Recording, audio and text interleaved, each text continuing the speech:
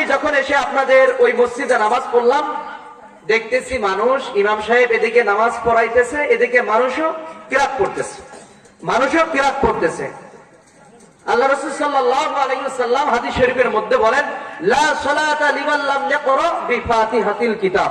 কথা বুঝিয়েন, লা সালাতা লিমান লাম ইয়াকরা বিফাতিহাতিল কিতাব। আল্লাহ রাসূল সাল্লাল্লাহু আলাইহি ওয়াসাল্লাম বলেন, ওই ব্যক্তির নামাজ হয় না যেই ব্যক্তি নামাজের মধ্যে সূরাতুল ফাতিহা পড়ে না। যে ব্যক্তি নামাজের মধ্যে সূরাতুল ফাতিহা পড়ে না। আমাদের দেশের আহলে মুকাল্লিদ বলা হয় আহলে হাদিস ভাইরা।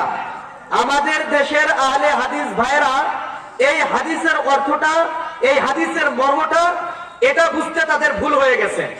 ওরা কি করে? ইমাম সাহেবের পিছনে সূরাতুল ফাতিহা পড়ে।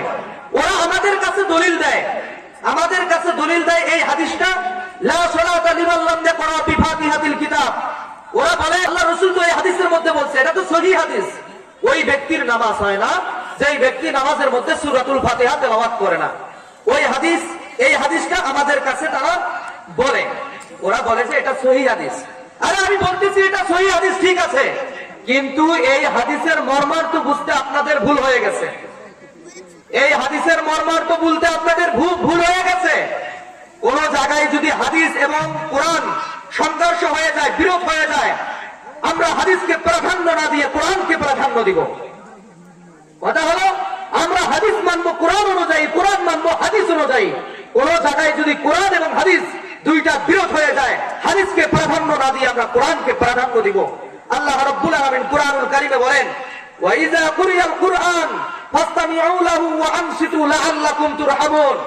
আল্লাহ তাআলা বলেন, যখন আমার পবিত্র কালাম তেলাওয়াত করা হয় তখন তোমরা নিঃশব্দভাবে চুপ করে শ্রবণ করো কোরআনুল কারীম। হযরত ইবনে আব্বাস রাদিয়াল্লাহু তাআলা আনহু তিনি বলেন, বড় একজন মুফাসসির ছিলেন তিনি বলেন, এই আয়াতের মধ্যে এটাই বোঝানো হয়েছে যে ফরজ নামাজে ইমাম সাহেবের কিরাতকে বোঝানো হয়েছে। অর্থাৎ ইমাম সাহেব যখন কিরাত পড়বে তখন মুসল্লিদের কাজ হলো চুপ করে কিরাত শ্রবণ করা। আল্লাহ রাসূল সাল্লাল্লাহু আলাইহি ওয়াসাল্লাম অপর হাদিসে বলেন, মা কানা লাহু ইমামুন ফাকিরাতুল ইমামি লাহু কিরাতুন। আল্লাহ রাসূল সাল্লাল্লাহু আলাইহি ওয়াসাল্লাম বলেন, যেই ব্যক্তির জন্য ইমাম আছে, ইমাম সাহেবের কিরাত তাদেরই কিরাত। অর্থাৎ ইমাম সাহেব যদি কিরাত পড়ে তাহলে এই কিরাতটা মুসল্লিদের জন্য যথেষ্ট হয়ে যাবে। বুঝতে পারছেন আপনারা? তাহলে ইমাম সাহেবের পিছনে কিরাত পড়া যাবে না। কিরাত পড়া যাবে না।